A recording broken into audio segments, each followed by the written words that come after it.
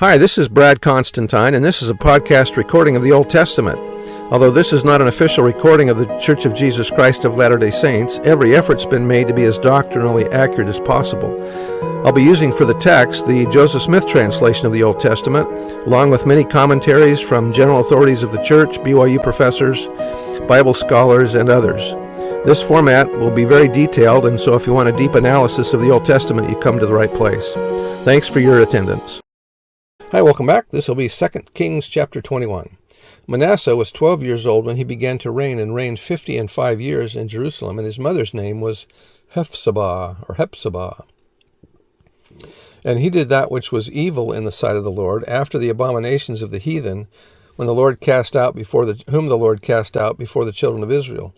For he built up again the high places which Hezekiah his father had destroyed, and he reared up altars for Baal, and made a grove, as did Ahab king of Israel, and worshipped all the host of heaven, and served them.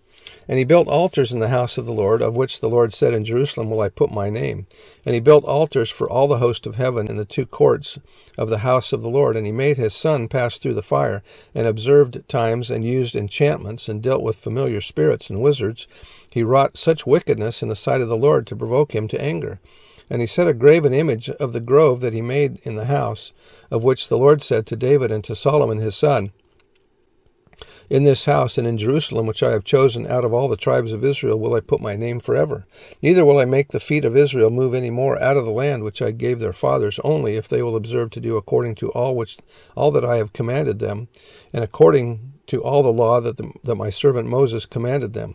But they hearkened not, and Manasseh seduced them to do more evil than did the nations whom the Lord destroyed before the children of Israel.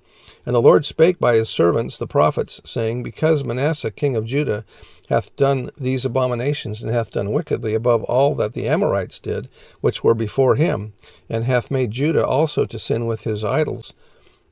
Therefore thus saith the Lord God of Israel, Behold, I am bringing such evil upon Jerusalem and Judah, that whosoever heareth of it, both his ears shall tingle. And I will stretch over Jerusalem the line of Samaria, and the plummet of the house of Ahab, and I will wipe Jerusalem as a man wipeth a dish, wiping it and turning it upside down. For I will forsake the remnant of mine inheritance, and deliver them into the hand of their enemies, and they shall become a prey and a spoil to all their enemies, because they have done that which was evil in my sight, and have provoked me to anger, since the day their fathers came forth out of Egypt, even unto this day. Moreover, Manasseh shed innocent blood very much, till he had filled Jerusalem from one end to another, beside his sin wherewith he had made Judah to sin, in doing that which was evil in the sight of the Lord. Josephus explained, From these innocent people were, but when Hezekiah's son Manasseh, whose mother's name was Hephzibah of Jerusalem, had taken the kingdom, he departed from the conduct of his father, and fell into a course of life quite contrary thereto, and showed himself in his manners most wicked in all respects, and omitted no sort of impiety, but imitated those transgressions of the Israelites, by the commission of which against God they had been destroyed. For he was so hardy as to defile the temple of God in the city and the whole country.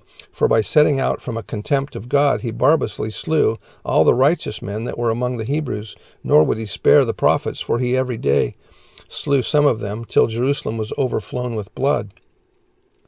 Jewish tradition has it that Manasseh charged Isaiah with having taught what was in opposition to the law of Moses.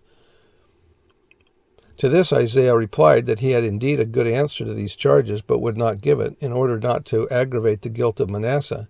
When the prophet spoke the ineffable name on which a cedar tree opened to receive him, the cedar was now sawn through. When it reached the mouth of Isaiah, he gave up the soul.